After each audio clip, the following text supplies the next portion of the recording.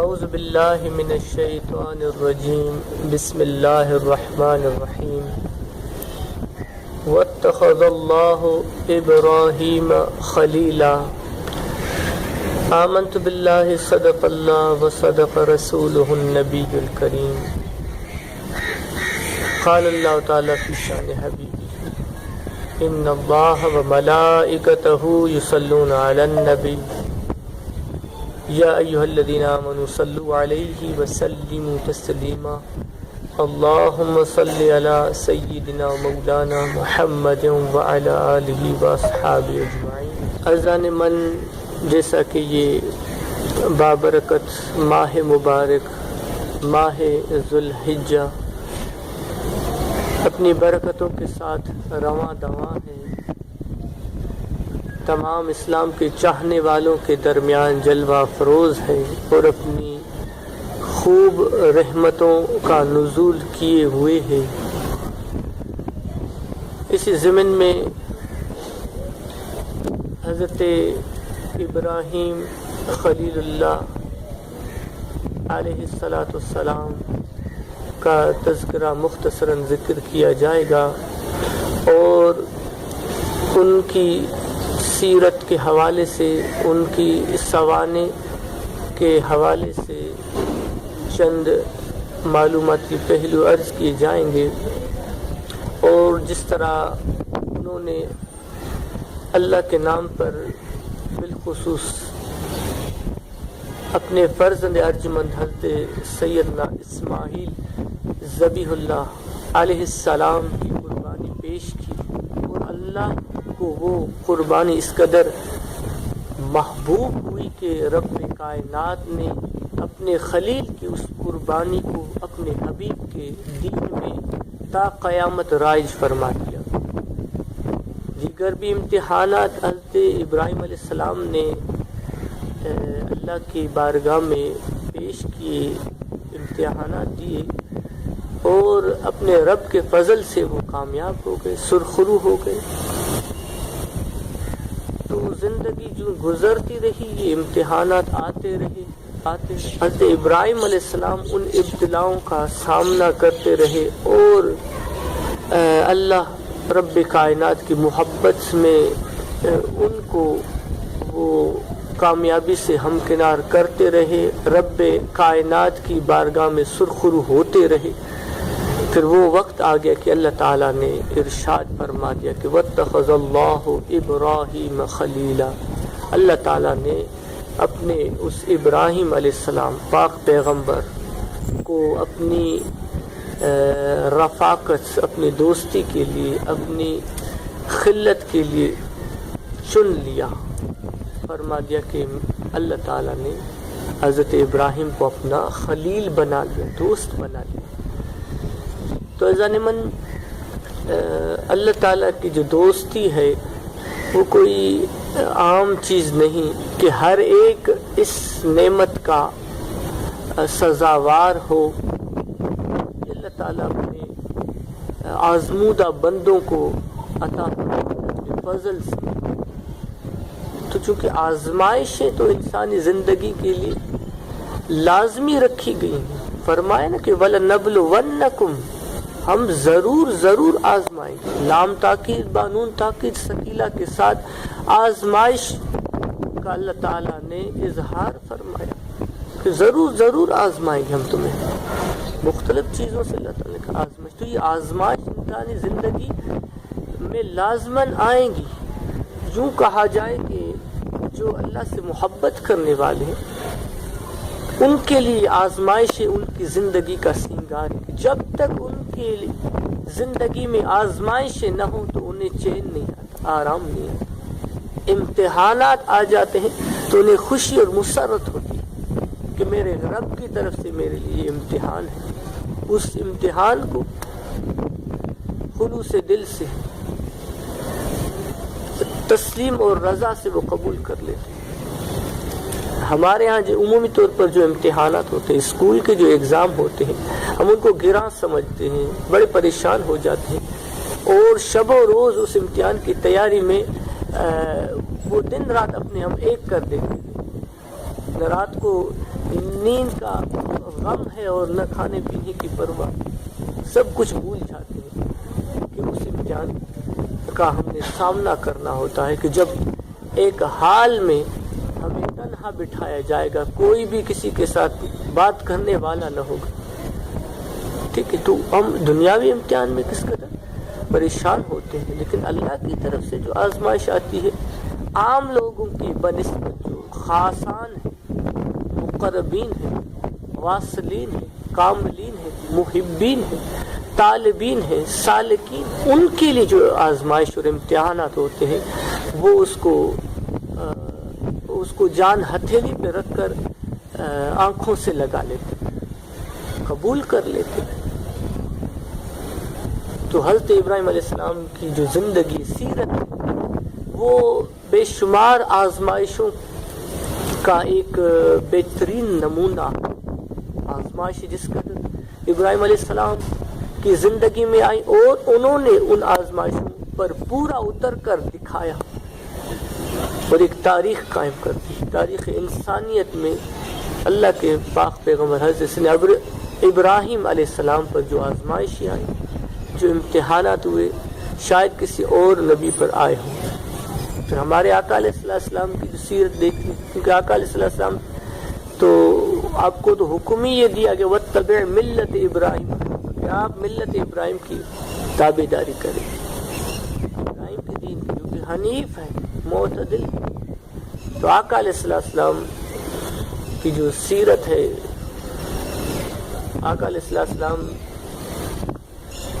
کی زندگی میں جو آزمائش ہے، جس قدر آقا علیہ السلام دین اسلام کی خاطر 40 سال کے بعد جو تکالیف دیکھی، جو آزمائشیں دیکھی، وہ بھی ان گنت ہیں اور ان کو بھی قلم تحریر کرنے سے محروم ہیں۔ چند ایک واقعہ جو مشہور ہے ان کو صرف بیان کیا جاتا ہے، لیکن آقا علیہ السلام کی جو کیفیات ہیں ان کا بھی باقاعدہ قرآن مقدس میں ذکر فرمایا۔ کبھی دل پر ملال آ جاتا، غمگین ہو جاتے اور دعوت حق قبول نہ کرنے پر آپ رنجیدہ ہو جاتے، فکر میں پڑ جاتے، رب کائنات کی طرف سے تسلی آ تو آقا علیہ السلام وہ جو معراج کے واقعات اسی ضمن میں ہوئے۔ بہرحال میں عرض کر رہا تھا، آقا علیہ السلام کی ذات مبارکہ کو چھوڑ کر دیگر جتنے انبیاء کرام آئے تو ان میں سب سے زیادہ جو آزمائش امتحانات جو بتائے گئے ہیں وہ سیدنا حضرت ابراہیم خلیل اللہ علیہ السلام کی ذات والا سے منسلک ہیں۔ ان کے نام سے جو یاد کیے جاتے ہیں وہ دیگر انبیاء کرام کی بنسبت کثیر۔ حضرت ابراہیم علیہ السلام کی پیدائش 1810 قبل مسیح، مختلف روایت ہیں۔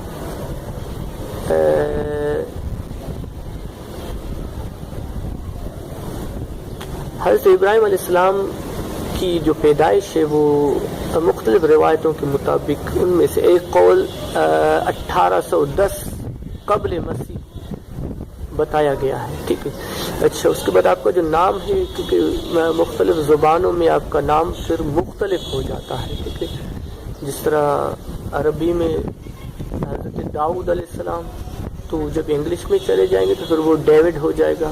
آدم کو جس طرح ایڈم کہا گیا ہے، ٹھیک ہے، اس طرح دوسری زبانوں میں پھر وہ نام مختلف ہو جاتے ہیں، کچھ اس میں تفریق آ جاتی ہے۔ بہرحال تو ابراہیم علیہ السلام کے نام چونکہ عربی میں ابراہیم ہے اور دیگر زبانوں میں تو وہ مختلف ان کے تلفظ ہو جاتے ہیں۔ ابرام ہو گیا، ابراہام بھی بتایا گیا ہے، یا جس طرح جو بائبل میں آئے ابو ریحام بھی بیان کیا گیا ہے، اسی طرح براہمہ یہ بھی آپ کا ایک نام کسی زبان میں منقول ہے، ٹھیک ہے۔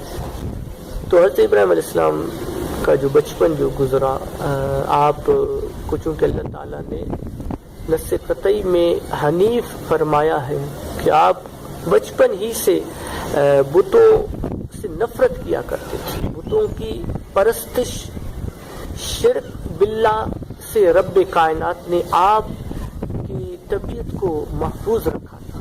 آپ کے قلب اور ذہن میں یہ بات سرایت ہی نہیں کر پاتی تھی کہ آپ نے اللہ کو چھوڑ کر کسی اور کو معبود بنانا ہے. حالانکہ ماحول ایسا تھا. پھر خربوزے کو دیکھ کر خربوزہ رنگ پکڑتا ہے، مشہور یہ کہاوت ہے. لیکن ابراہیم علیہ السلام جن کے چاروں طرف کفر و شرک کا اندھیرا اور بت پرستی کا دورہ تھا، لیکن ایسے ماحول میں رہنے کے باوجود رب نے اپنے کو محفوظ رکھا.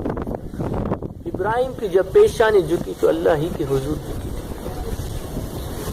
تو بچپن میں آپ سوچا کرتے تھے، لوگوں کو دیکھا کرتے تھے کہ انہوں نے کس طرح کے معبود بنا رکھے ہیں. اللہ تعالیٰ نے ان کو وہ نوری ملکوت السماوات والارض او کما قال اللہ عز وجل کہ اللہ تعالیٰ نے آپ کو زمینی اور آسمانی جو ملکوت ہیں وہ دکھائے ہوئے تھے. زمین و آسمان کے وہ ملکوتی نظارے کرائے ہوئے تھے. مختلف تفاسیر میں ملکوت کی جو معنی آتی ہے کہ اللہ تعالیٰ نے آپ کو اپنی معرفت عطا کی تھی، محبت عطا کی، آپ کے قلب و ذہن میں وہ حقانیت کا نور پیدا فرمایا تھا کہ جس نور نے کبھی شرک کے اندھیروں میں جھکنا نہیں سیکھا. فلما رأى القمر قال هذا ربي او كما قال اللہ. قرآن مقدس بیان کیا گیا کہ جب وہ لوگ آپ کی قوم قمر کو، چاند کو دیکھتے تو اس کے سامنے جھک جاتے، کہا کہ هذا ربي، یہ ہمارا رب ہے. اچھا، پھر جب وہ چاند ڈھل جاتا، وہ آسمان کی روشنیوں میں گم ہو جاتا، پھر کہتے کہ بھی یہ تو چلا گیا، اب یہ ہمارا رب نہیں. لا احب العافلین او کما قال. آپ نے کہا کہ یہ تو چلا گیا، یہ تو ڈل گیا. ایسا رب کبھی کسی نے دیکھا ہے جو چند لمحوں کے لیے آسمان کی زینت بنا ہو اور پھر واپس چھپ جائے؟ کہا کہ میں ایسے رب کو نہیں مانتا. فلما رأى کوكبا، ستاروں کو دیکھا کرتے تھے، کہتے یہ ہمارے رب ہے. جب وہ ڈوب جاتے، جب آفتاب کی وہ کرنیں جب آسمان کو زینت بخشتی تو وہ ستارے کو تو چھپ ہی جانا تھا، ماند پڑ جانا تھا. کہا کہ وہ چلے گئے. لا احب العافلین او کما قال. یہ کیسے رب ہے جو کہ چھپ جاتے ہیں، جو کہ جن کو زوال میسر ہے وہ رب ہو ہی نہیں سکتے. فلما رأى الشمس قال هذا ربي هذا اکبر او کما قال اللہ. جب وہ سورج کو دیکھے کہا کہ یہ رب ہے کیونکہ یہ بڑا ہے، چاند اور ستاروں سے بڑا ہے اور اس کی روشنی بھی زیادہ ہے، پوری دنیا کو یہ روشن کیے. کہا کہ یہ رب ہے. جب وہ بھی مغرب کے وقت جب غروب ہو جاتا اور جب آسمان پر کالی چادر چھا جاتی تو کہتے کہ یہ بھی ہمارا رب نہیں ہے. تو ابراہیم علیہ السلام کو اللہ نے یہ سمجھ فہم عطا کی ہوئی تھی کہ یہ تو ایسے معبود ہیں کہ جن کو زوال ہے. رب تو ایسا ہونا چاہیے کہ جو کہ بے مثال ہو، لا زوال ہو. تو اللہ تعالیٰ نے یہ فہم، یہ شعور ابراہیم اپنے خلیل کو عطا کی.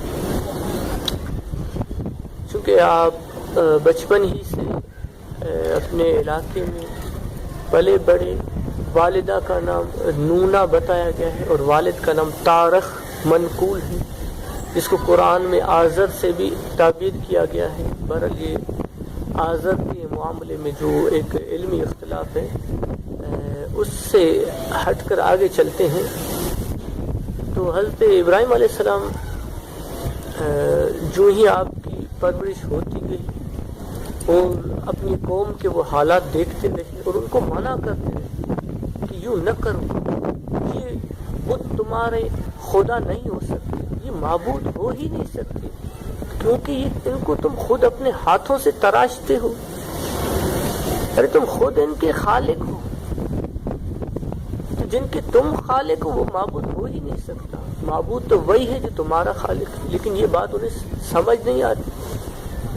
چلتے چلتے وہ وقت آ گیا کہ جب وہ قوم والے کسی اپنے خاص تہوار کی غرض سے اس علاقے سے جب چل پڑتے ہیں، پورا وہ قافلہ، پوری قوم شہر خالی کر کے چل دیے. ابراہیم علیہ السلام اکیلے پیچھے رہ گئے. بیماری کا عذر پیش کیا اور ان کے ساتھ نہ گئے، کیونکہ ان کا وہ تہوار تھا، وہاں پر وہ مختلف قسم کے وہ بت تھے، ان کی پھر وہ پرستش کیا کرتے تھے. تو ابراہیم علیہ السلام کو چونکہ رب نے حنیف بنایا ہوا تھا، لہٰذا اس طرف آپ کی توجہ نہ ہوئی، ان کے ساتھ نہ گئے. پیچھے آپ نے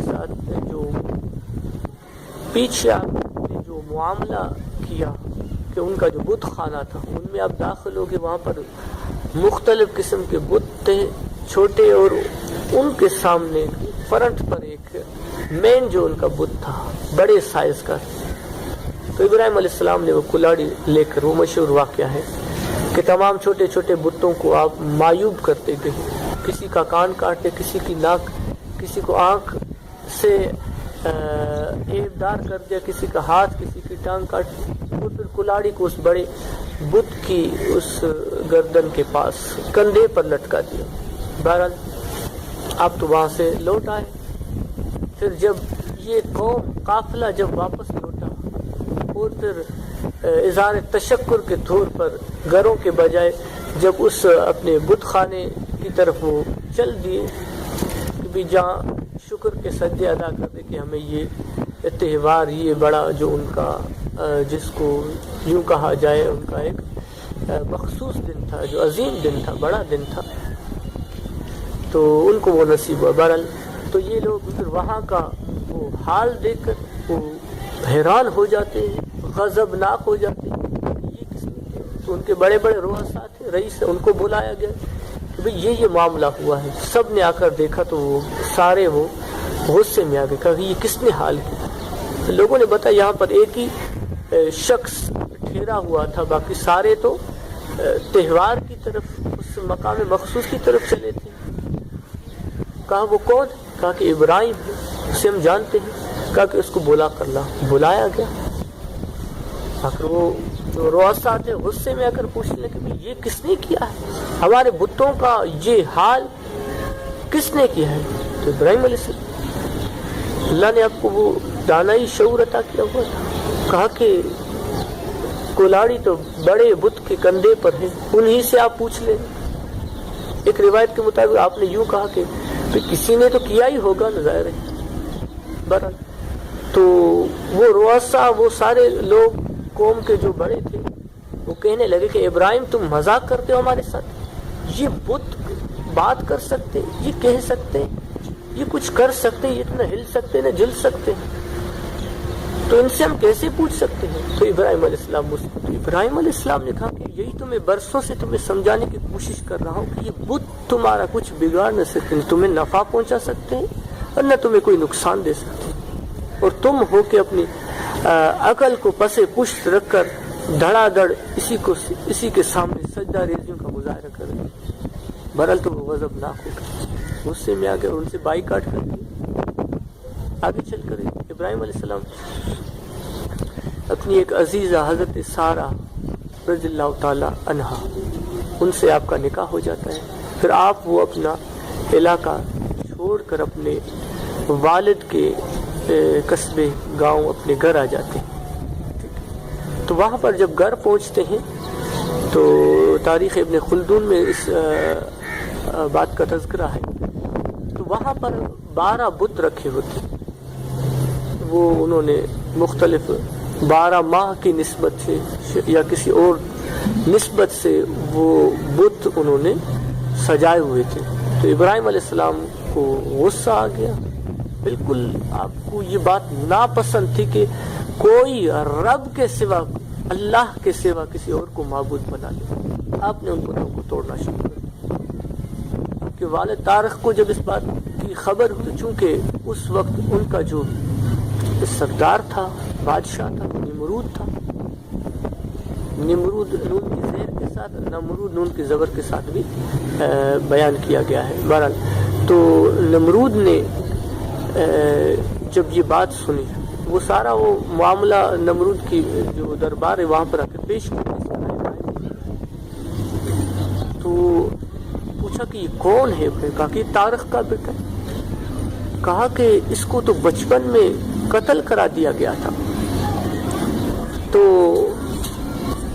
اس وقت پھر وہ سچائی ظاہر ہوئی، تو بتایا گیا کہ یہ ابراہیم وہی ہے کہ جو آج سے 50 سال قبل، آپ کی عمر 50 سال تھی، جب پیدا ہوا تھا تو طارق نے ہاران نامی ایک شخص تھا، اس کے کہنے پر ابراہیم علیہ السلام کو پہاڑ کی کسی غار میں چھپا دیا تھا، کیونکہ نمرود کو جب نجومیوں نے بتایا کہ ایک بچہ دنیا میں آئے گا، وہ بڑا ہوگا، اس کے بعد اس کے ہاتھوں تمہاری حکومت کو زوال آئے گا، تو اس وقت پھر وہ نمرود نے وہ بچوں کی قتل و غارت کا وہ سلسلہ شروع کر دیا تھا۔ بہرحال جس طرح حضرت موسیٰ علیہ السلام کے زمانے میں بھی فرعون نے ایسی مہم چلائی تھی، تو بہرحال اللہ تعالی نے اپنے ابراہیم کو محفوظ رکھا۔ 50 سال کے بعد وہی بچہ نمرود کے سامنے آ کر کھڑا ہو گیا۔ نمرود پوچھنے لگا کہ تو کون ہے؟ کہا کہ میں ابراہیم ہوں۔ کہا کہ رب کس کو مانتا ہے؟ کہا کہ میں اللہ کو رب ماننے والا ہوں۔ کہا کہ یہ ساری دنیا مجھے اپنا رب مانتی ہے، میرے سامنے سجدہ ریز ہوتی ہے، تیرا کون سا رب ہے؟ اور میرے سوا بھی اس دنیا میں اور کوئی رب ہے؟ تو نمرود چونکہ ساری قوم اسی کے سامنے جھکتی تھی، تو ابراہیم کے رب کے بارے میں وہ سن کر ششدر رہ گیا۔ ابراہیم علیہ السلام نے کہا کہ میرا تو رب وہ ہے، رب الذی یحیی و یمیت، او کما قال اللہ، میرا رب وہ ہے جو زندہ بھی فرماتا ہے اور مارنے پر بھی اسے قدرت ہے۔ یہ تفاسیر میں یہ واقعہ بیان کیا گیا کہ نمرود نے کہا کہ یہ کام تو میں بھی جانتا ہوں۔ قیدیوں کو بلایا گیا، دونوں قیدیوں میں سے جس کو رہائی نصیب ہونی تھی اسے قتل کرا دیا، اور جو عمر قید کا مستحق بن چکا تھا اسے رہا کر دیا۔ کہا کہ یہ تو کام میں بھی کر سکتا ہوں۔ تو ابراہیم علیہ السلام نے کہا کہ یہ دنیاوی امورات میں قادر ہے، کیونکہ اس کی حکومت ہے، بادشاہ ہے، جس طرح اپنی رعایا سے عوام سے کروانا چاہے کروا سکتا ہے، لہذا آسمان کی حکومت پر اس کا زور چلنے والا نہیں ہے۔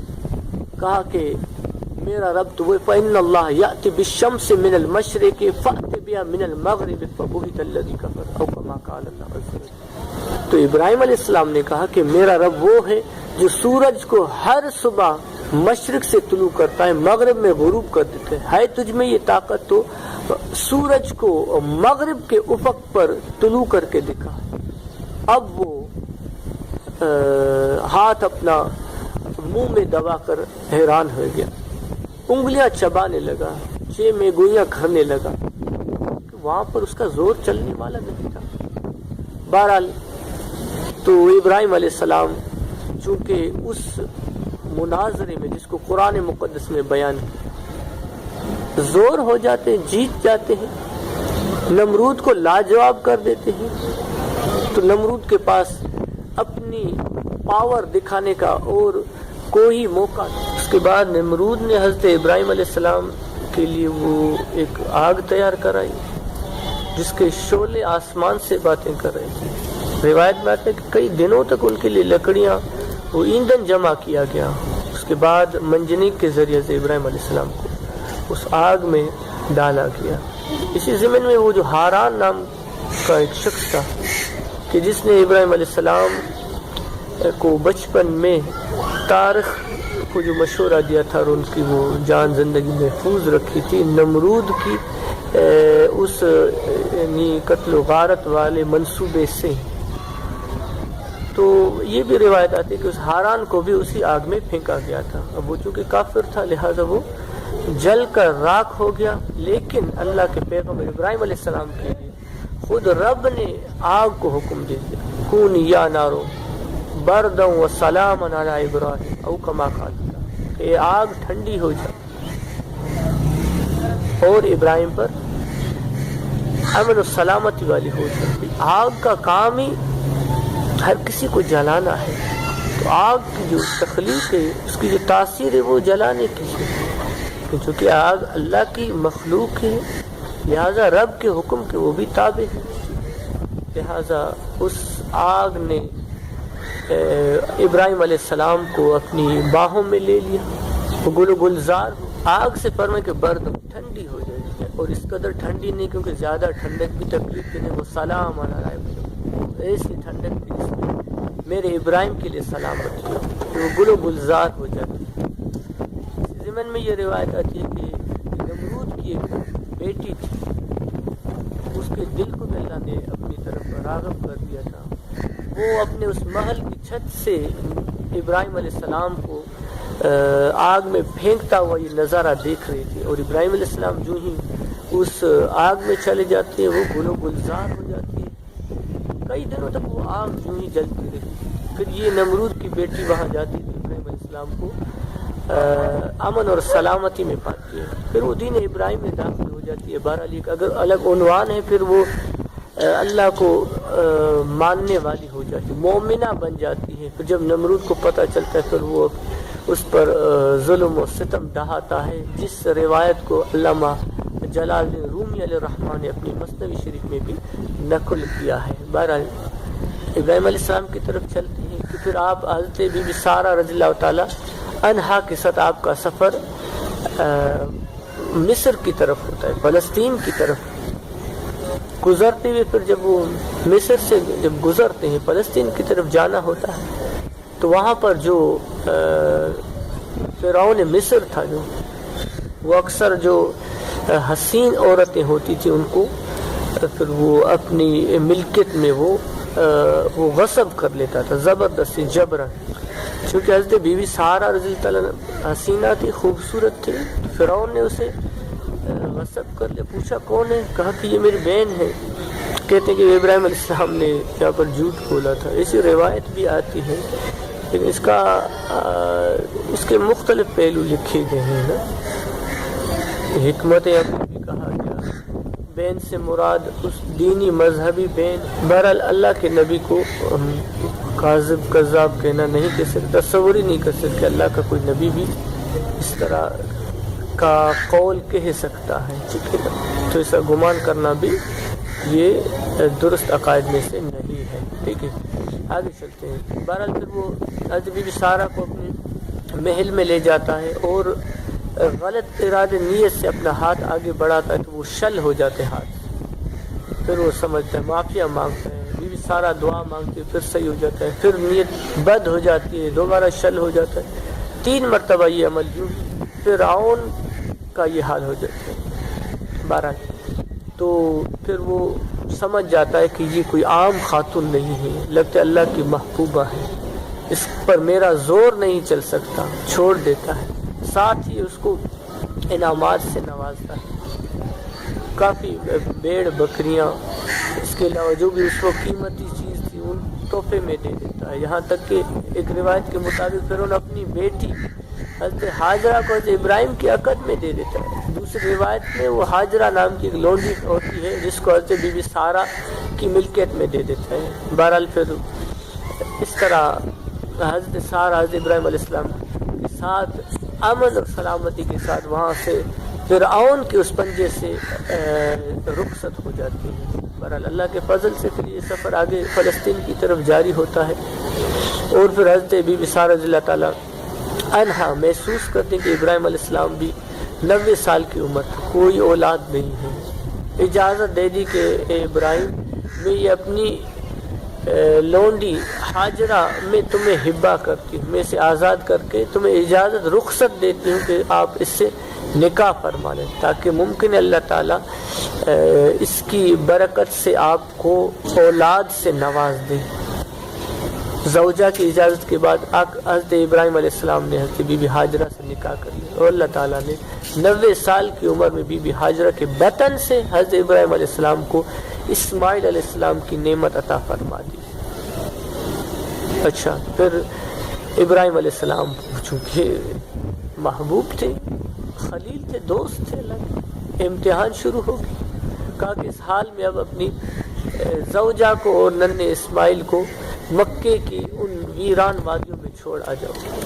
پھر وہ مشہور واقعہ صفا اور مروہ کے درمیان حضرت اسماعیل اور حضرت بی بی حاجر رضی اللہ تعالی عنہا کو آپ چھوڑ آتے ہیں ان ویرانوں میں. صرف پانی چند دنوں کا میسر ہے اور کوئی سایہ دار شجر بھی نہیں ہے، درخت بھی نہیں ہے کہ جس کی چھاؤں میں آرام کیا جائے. اور جو مکے کے صحرا ہے، مکے کی جو گرمیاں ہیں، آج بھی لوگ اس گرمی کو محسوس کرتے ہیں، کس قدر شدت بھی ہوتی ہے. تو اس بیابان میں حضرت ابراہیم علیہ السلام اللہ کے کہنے پر اپنی زوجہ اور اپنے لخت جگر 90 سال کے بعد ایک پیارا سا پھول جیسا بچہ پیدا ہو گیا، اور رب اپنے خلیل کو اس سے دور کر رہا ہے. یہ اللہ کے یہ رمز ہے، رموز ہے محبت خداوندی کہ رب دیکھنا چاہتا ہے کہ میں نے اسے اپنا خلیل بنایا. آیا کہ اسے ابھی تک اپنے اس فرزند سے جو 90 سال کے بعد عطا کیا گیا ہے، آیا کہ اپنی زوجہ سے جو کہ نئی نویلی دلہن ہے، اس سے ابھی تک محبت تو نہیں رکھ بیٹھا ہے، اپنے دل میں ان کی کوئی الفت چاہت تو نہیں ہے. تو اللہ تعالیٰ یہ آزمانا چاہتا تھا. بہرحال تو ابراہیم علیہ السلام اس امتحان میں پاس ہو گئے. اپنی زوجہ اپنے فرزند کو وہاں پر ان مکے کی اس دشت میں چھوڑ آتے. پھر وہ جو مشہور زمزم کی تخریج کا جو واقعہ ہے وہ پیش آتا ہے. پریشان ہو جاتے بی بی حاجرہ، پانی ختم ہو گیا. اچھا، جب رخصت کرتے وقت ایک اور منظر آپ کو یہاں پر یاد دلاتا چلوں کہ ابراہیم علیہ السلام جب اپنی زوجہ محترمہ اور اپنے لخت جگر کو جب ان ویرانوں میں جب چھوڑ کر جا رہے تھے، اونٹ پر تھے، سواری پر تھے، تو جاتے ہوئے کبھی آپ نے مڑ کر نہیں دیکھا. جہاں تک نگاہ گئی آپ یوں ہی چلتے گئے، مڑ کر نہیں دیکھا کہ میں ایک نظر دیکھ لوں. اس طرح ہم اپنے پیاروں سے جب رخصت ہوتے ہیں تو بار بار مڑ کر دیکھتے ہیں اور انہیں بائے کرتے ہیں، ہاتھ ہلاتے ہیں، الوداع کرتے ہیں. کہ ابراہیم علیہ السلام اللہ کے خلیل تھے. ایسا امتحان دیا کہ اس میں ذرہ برابر بھی نقل موجود نہیں تھا. خلوص اور اپنی اس محبت رب کے ساتھ جو تعلق تھا اور خالق کائنات کی ذات سے جو ایک محبت بلکہ عشق کا جو رشتہ تھا، اس کو اپنے عمل سے ثابت کر کے دکھایا. بہرحال تو پھر وہ چند دنوں کا وہ پانی، وہ جو غذا خوراک کلوا واشربو ختم ہو جاتا ہے. بی بی حاجرہ پریشان ہو گئی، معصوم بچے کے لیے پریشان ہو گئی کہ اب اس کے ہونٹوں کی پیاس بجھانے کے لیے کہاں سے پانی میسر ہو جائے. پھر وہ صفا اور مروہ کی پہاڑیوں کے ساتھ چکر لگاتی ہیں اس ارادے سے کہ کہیں دور سے کوئی قافلہ نظر نہ آ جائے، کہیں پہاڑیوں کے پیچھے کوئی قصبہ علاقہ نہ ہو، آبادی نہ ہو، لوگ نہ ہو. تو انہی چکروں میں حضرت ابراہیم علیہ السلام کی جو ایڑیاں تھیں ان سے رب کائنات زمزم کے چشمے کو جاری فرما دیتا ہے. پانی جو جاری ہو گیا تو بی بی حاجرہ نے کہا کہ زمزم زمزم رک جا. وہیں سے اس کا پانی، اس کو زمزم کا نام دیا گیا. چھوٹا سا ایک تالاب بنا گیا، چھوٹا سا بالکل، کہ وہ پانی وہاں پر رک جائے، جمع ہو جائے، جہاں سے آسانی کے ساتھ پینے کو میسر آ جائے. بہرحال پھر اپنی پیاس بجھے، اپنے ننھے بچے کے حلق کو بھی تر کر دیا. پھر یہیں پر وہ گزران ہوتا رہا. قافلے چونکہ اسی جگہ پر پڑاؤ کرتے جہاں پر آبادیاں پانی وغیرہ دیکھتے ہیں. بہرحال کچھ ہی دنوں میں پھر وہاں سے آہستہ آہستہ بوٹے اگنا شروع ہو گئے، پھول اگنا شروع ہو گئے. پھر قافلے جو آتے تھے پھر وہاں پر پانی دے کر پڑاؤ کرتے تھے، پوچھتے کس کا پانی کا، کہ بھی حاجرہ کا یہ پانی ہے. اجازت لے کر پھر وہ بھی وہی خیمے لگاتے تھے اور بی بی حاجرہ کی بھی اور بچے کی اچھی خاطر تواضع ہوتی. یہاں تک کہ بی بی حاجرہ کو بکریاں یا بیڑ یا اونٹ وغیرہ تحفے دے کر وہ قافلے والے رخصت ہو جایا کرتے تھے. کئی قافلے آتے رہے. تو اس طرح وقت گزر گیا، چند سال گزر گئے. ابراہیم علیہ السلام کا حکم ہوا کہ اب جاؤ اپنے بچے، اپنے لخت جگر اور اپنی زوجہ سے مل کر. ابراہیم علیہ السلام پھر وہاں سے فلسطین سے غالباً نکلتے اور جب یہاں مکے کی وادیوں میں داخل ہوتے ہیں تو وہ جو نظارہ چند برس پہلے دیکھ کر گئے تھے، آج وہ منظر دیکھنے کو میسر نہیں تھا. ایک الگ جہان بن چکا تھا، ایک الگ ایک ڈسپلے نظر آ رہا تھا. سوچنے لگے، متعجب ہے کہ وہی جگہ ہے، میں بھول تو نہیں رہا.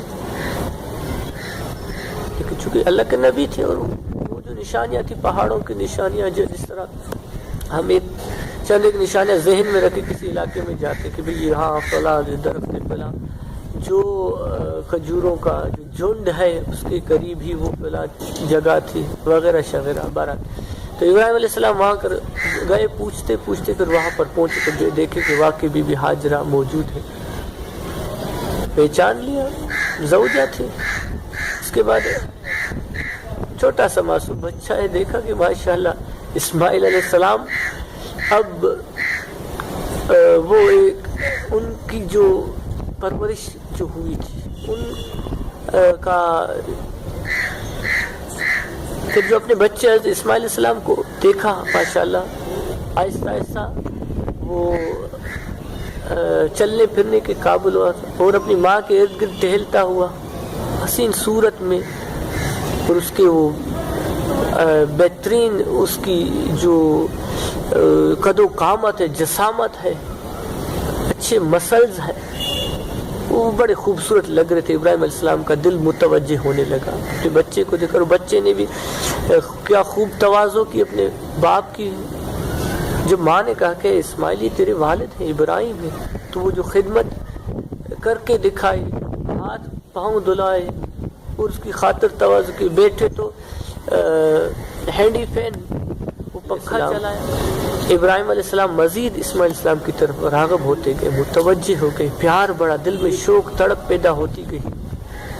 اچھا، اس موقع پر علامہ اقبال نے کیا خوب کہا، سکھائے کس نے اسماعیل کو آداب فرزند. وہ اقبال نے کہا نظر کا کمال تھا، مکتب کی کوئی کرامت نہیں تھی.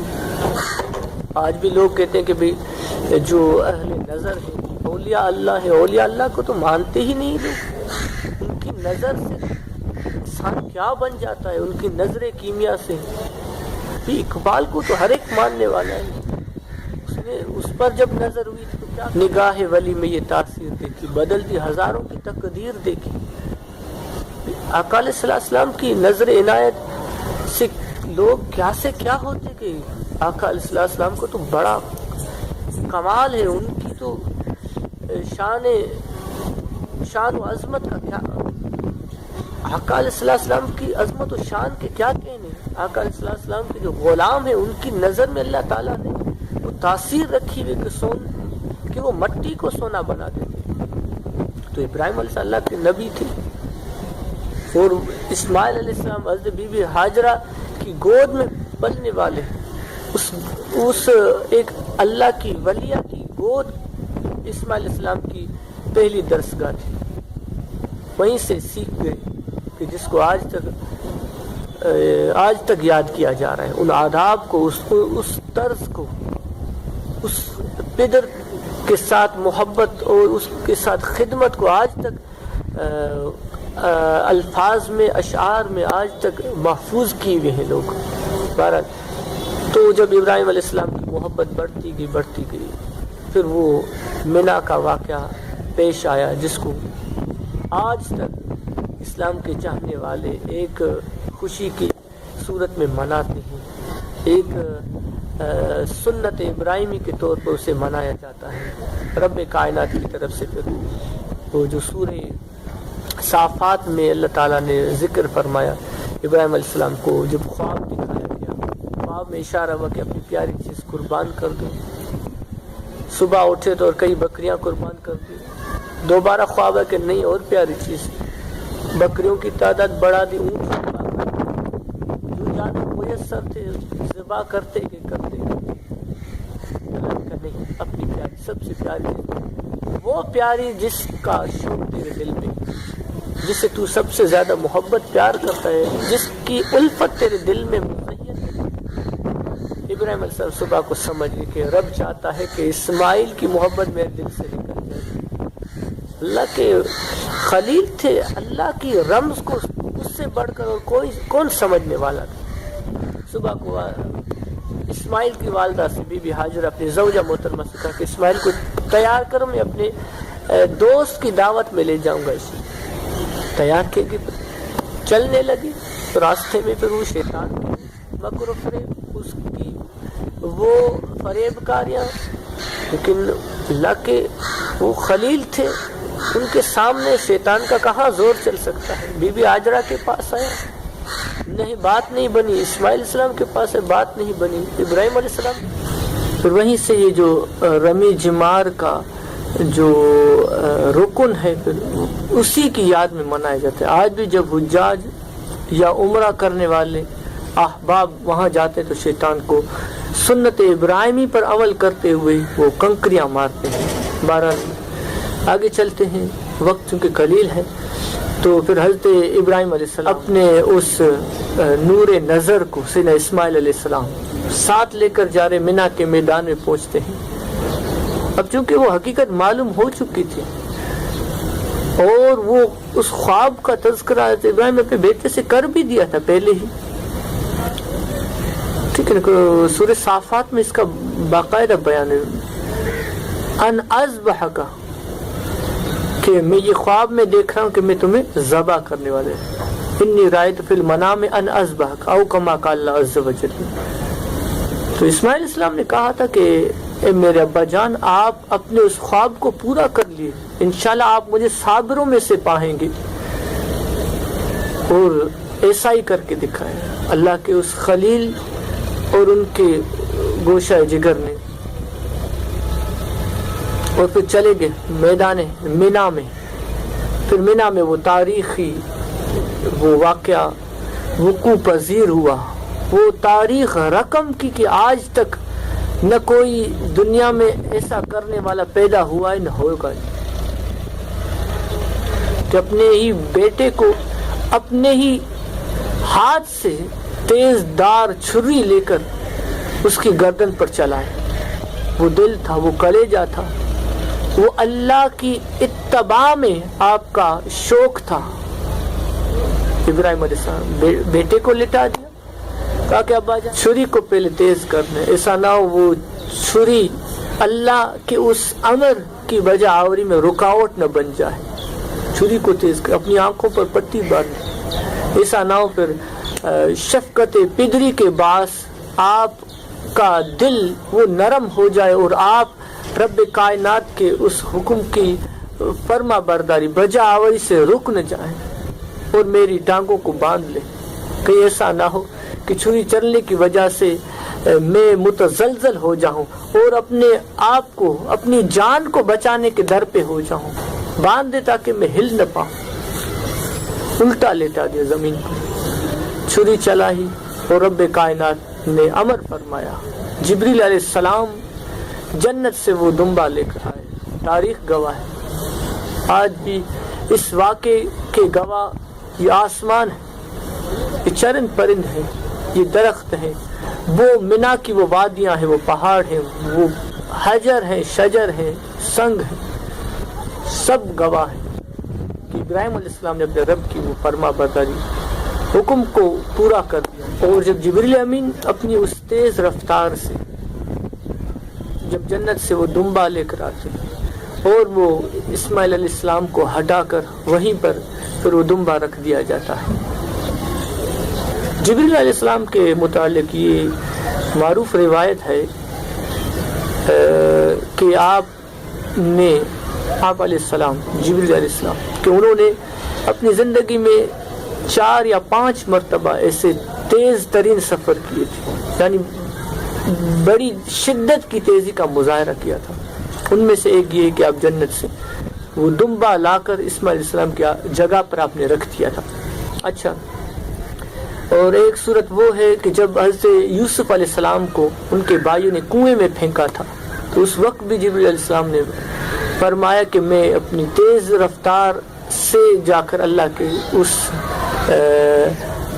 مخزن حسن کو میں بچایا تھا، اسے زمین پر گرنے سے میں نے اس کو محفوظ کر لیا تھا۔ اس کے علاوہ آقا علیہ السلام کے دندان مبارک کے متعلق بھی آتا ہے کہ آقا علیہ السلام کے دانت مبارک شہید ہونے لگا تھا، پھر وہ زمین پر وہ خون کے قطرے گر رہے تھے، یہ دانت مبارک گر رہا تھا۔ بہرحال اس عنوان کی ایک روایت بھی کتابوں میں منقول ہے۔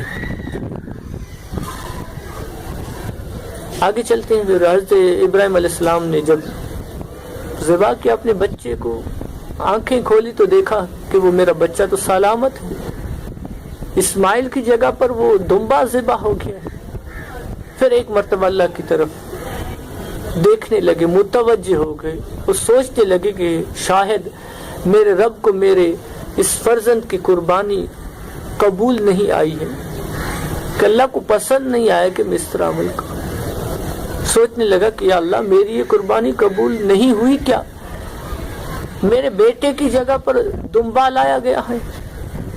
اسماعیل سامنے کھڑے مسکرا رہے ہیں اور ذبح ہونے والا وہ جانور ہے، جنتی دمبا ہے۔ تو اللہ کی طرف سے فرمایا گیا کہ اے خلیل نہیں، تو نے اسی طرح کا جس طرح تجھے حکم ہوا تھا، تم نے عین اپنے رب کی فرما برداری کا مظاہرہ کیا ہے، لیکن ہم نہیں چاہتے کہ تیرا بچہ جو کہ 90 سال کے بعد، جو کہ ایک طویل مدت کے بعد تیری آنکھوں کی ٹھنڈک بنا ہے، وہ تجھ سے جدا ہو جائے۔ ہم تو صرف تیرا امتحان لے رہے تھے، اور ابراہیم تو امتحان میں پاس ہو گیا ہے، پھر پاس ہو گئے۔ تو ابراہیم علیہ السلام نے اپنے رب کے ہر قول کو سچ کر کے دکھایا۔ یقین تھا اپنے رب کی ذات پر، محبت تھی، عشق تھا، ایک تعلق تھا مع اللہ، تعلق مع اللہ، اللہ کے ساتھ جو تعلق تھا وہ ایک ایسا رشتہ تھا کہ جب رب کا حکم آ جاتا، ساری دنیا کو، پوری کائنات کو، بال بچوں کو، سب کو چھوڑ کر اپنے رب کے حضور جھک جاتے تھے، کیونکہ وہ اللہ تعالیٰ نے ارشاد فرمایا وہ نوری ملکوت السماوات والارض، او کما قال اللہ عز وجل۔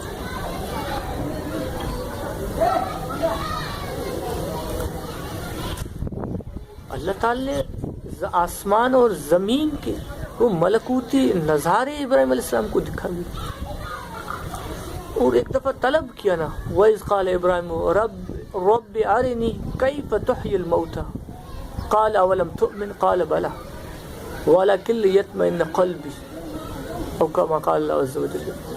تیسرے سپارے میں جب حضرت ابراہیم علیہ السلام نے رب کائنات سے طلب کیا، چاہا کہ یا رب العالمین تو کیسے مردوں کو زندہ فرماتا ہے، مجھے وہ نظارہ دکھا دے۔ رب نے فرمایا کہ اولم تؤمن، کیا تمہیں مجھ پر ایمان نہیں ہے؟ تو ایمان تھا لیکن اس ایمان کو تقویت دینا چاہتے تھے۔ قال بلا، کیوں نہیں یا رب العالمین، تجھ سے بڑھ کر اور کس پر مجھے ایمان ہو سکتا ہے؟ وَلَكِنْ لِيَطْمَئِنَّ قَلْبِي او کما قال اللہ، لیکن میں چاہتا ہوں کہ یا رب العالمین تجھ سے اس محبت میں، تیری ذات سے اس تیقن میں اور اضافہ ہو جائے، اور میرے قلب کا اطمینان بڑھ جائے۔ تو اللہ تعالیٰ فرمائے کہ ٹھیک ہے، میں تمہیں ایک نظارہ دکھا دیتا ہوں۔ اچھا، پھر اللہ تعالیٰ فرمائے کہ تو چند پرندے اکٹھے کر۔ 4 پرندوں کا ذکر آتا ہے، مفسرین محدثین نے لکھا ہوا ہے۔ ان میں سے ایک کوا تھا، گدھ تھا، کبوتر بھی تھا، اس کے ساتھ مرغ تھا، ٹھیک ہے۔ بہرحال یہ چند پرندوں کے نام آتے ہیں، مور کا بھی شمار کیا جاتا ہے۔ اچھا، تو پھر ان چند پرندوں کو رب کائنات نے حکم فرمایا کہ ان کو اب ذبح کر لو۔ ذبح کر لیا، کہا کہ اب ان کی بوٹیاں کر دو، سب کے ٹکڑے ٹکڑے کر دے، وہی گوشت کی طرح جس طرح کسائی تیار کرتا ہے۔ کہا کہ اب ان کے گوشت کو ملا دو، مکس کر دو۔ تو وہ ایک مکسچر بنایا تمام پرندوں کے گوشت کا، وہ ایک دوسرے میں وہ مکس ہو گئے۔ اچھا یا رب اللہ اب کیا حکم ہے؟ خالق کائنات نے فرمایا کہ اب یہ جو 4 چوٹیاں تم دیکھ رہے ہو، پہاڑوں کی جو چوٹیاں بلندیاں ہیں، اس گوشت کے 4 حصے کرو اور ہر پہاڑ کی اس چوٹی پر اس گوشت کے ان ٹکڑوں کو رکھ دو۔ اب چونکہ وہ مکس ہو گئے تھے، تو ابراہیم علیہ السلام نے ایک پہاڑ پر اس میکسچر کا ایک حصہ رکھ دیا، دوسرے پہاڑ پر دوسرا حصہ، تیسرے پہاڑ پر تیسرا حصہ، اور چوٹی پر چوتھا حصہ رکھ دیا۔ بہرحال بیچ میں آ کر اس وادی میں کھڑے ہو گئے، یا رب العالمین کیا حکم ہے؟ اللہ تعالیٰ نے فرمایا اے ابراہیم اب بلاؤ جو پرندے تو نے ذبح کیے ہیں، اب ان میں سے ہر ایک کا نام پکارو، تو بلاتا جائے گا، یہ تیرے پاس زندہ ہو کر چل کر دوڑتے ہوئے، بلکہ قرآن نے فرمایا دوڑتے ہوئے آئیں گے۔ تو ابراہیم علیہ السلام نے مثال کے طور پر مور کو پکارا، تو مور کو پکارنا تھا کیونکہ اب مور کے جو گوشت کے ٹکڑے ہیں وہ چاروں پہاڑوں پر رکھے ہوئے ہیں، تو بلانے کی دیر تھی کہ چاروں پہاڑوں سے اس مور کے جسم وجود کے جو ٹکڑے ہیں وہ سارا گوشت اکٹھا ہو جاتا ہے، اس پر کھال چڑھ جاتی ہے، اور پھر دوبارہ رب کے اذن سے وہ مور زندہ ہو کر ابراہیم علیہ السلام کی طرف دوڑتا ہوا آ جاتا ہے۔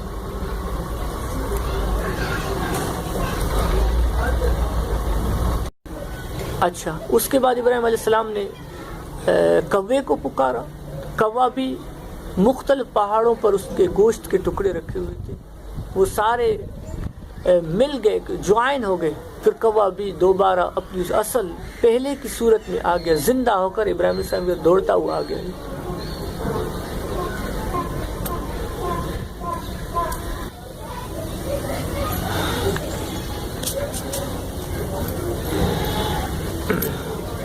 اسی طرح تیسرے اور چوتھے پرندے کو ابراہیم علیہ السلام نے یوں ہی پکارا، بلایا، اور پھر وہ چاروں پرندوں کو، ان کے گوشت، ان کے ٹکڑوں کو ملتا ہوا ابراہیم علیہ السلام نے اپنی آنکھوں سے دیکھا، وہ دوبارہ زندہ ہو کر ابراہیم علیہ السلام کی طرف آ گئے، قدموں میں آ کر سارے پہنچ گئے۔ یہ نظارہ دیکھ کر ابراہیم علیہ السلام کا ایمان، تیقن، اپنے رب سے اس ایقان کا جو رشتہ تھا، وہ اطمینان قلب تھا، وہ اور مضبوط ہو گیا اللہ تعالیٰ سے۔ اس طرح ابراہیم علیہ السلام کا جو رشتہ تھا رب نے اس طرح اللہ تعالیٰ نے ابراہیم علیہ السلام کو اپنا بنایا۔ یہ اللہ کی دین ہوتی ہے، اللہ یجتبی الیہ من یشاء، اللہ جسے چاہتا ہے اسے چن لیتا ہے، تو ابراہیم بھی ان چنے ہوئے لوگوں میں سے تھے، اسی لیے اللہ تعالیٰ نے ابراہیم علیہ السلام کے اسی لیے اللہ تعالیٰ نے ابراہیم علیہ السلام کی اس محبت کو بڑھایا، اس تعلق کو مضبوط کیا، اس عشق کو پروان چڑھایا، اس محبت کو استحکام بخشا۔ خود رب نے اپنے خلیل کو یہ تمام دولت عطا فرمائی، تبھی تو فرمایا واتخذ اللہ ابراہیم خلیلا، کہ اللہ نے ابراہیم کو اپنا دوست بنایا، اللہ نے چن لیا تھا ابراہیم کو۔ تو جب رب چن لیتا ہے تو پھر اس بندے کے لیے کچھ مشکل نہیں ہوتا، اس کی خاطر، اس کے نام پر آگ میں کودنا کوئی معنی نہیں رکھتا، مشکل نہیں ہوتا، آسان ہو جاتا ہے۔ اپنے بچے کی گردن پر چھری چلانے میں وہ دیر نہیں کرتا، کیونکہ رب کا حکم ہے، خالق کا بھی، جس سے محبت ہو جاتی ہے، اس کے ہر قول پر لبیک کرنا پھر اس محب کی عادت بن جاتی ہے۔ وہ کہتے ہیں نا کہ جب کسی سے محبت، عشق ہو جاتا ہے تو پھر اس کے نام پر جان کٹانا یہ آسان ہو جاتا ہے، جان بچانا مشکل ہو جاتا ہے۔ یہ ایک تعلق ہے عاشق اور معشوق، محب اور محبوب کے درمیان، کہ جب محبوب فرماتے کہ یہ کرو تو ایسا کرنے میں مزہ آ جاتا ہے۔ وہ کہے کہ جان دے دو، تو جان دینے میں جو مزہ ہے وہ جان بچانے میں مزہ نہیں آتا ہے۔ تبھی تو شہید کے بارے میں کہا گیا کہ جنت میں جانے کے باوجود بھی وہ دوبارہ کٹ مرنے کی تمنا کریں گے، یا اللہ تیرے نام پر جو جام شہادت نوش کیا تھا اس کا جو لطف تھا وہ اس جنت میں بھی نہیں ہے، دوبارہ ہمیں بھیج دیں، ہم بار بار تیرے نام پر کٹتے جائیں، کیونکہ اس وقت جو تیرا نظارہ ہوا تھا، اس وقت جو لطف آیا تھا وہ ان جنت کی نعمتوں میں بھی کم نظر آ رہا ہے۔ تو یہ اللہ کی محبت اور عشق کی باتیں ہیں۔